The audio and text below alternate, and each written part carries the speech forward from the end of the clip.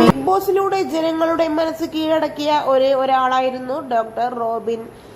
Big ബോസിൽ നിന്ന് പുറത്തായതോടുകൂടി ജനങ്ങൾ റോബിനെ ഏറ്റെടുത്തു. ഇപ്പോൾ ഇന്റർവ്യൂവും ഇനാഗ്രേഷൻസും എല്ലാമായി പൊളിച്ചടുക്കുകയാണ് ഡോക്ടർ റോബിൻ.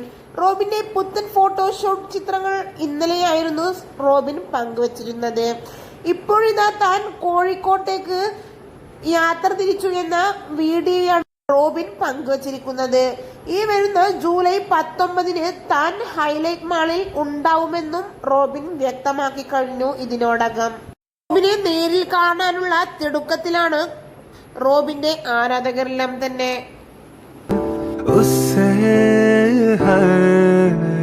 रब्बा रब्बा मेरे रब्बा रब्बा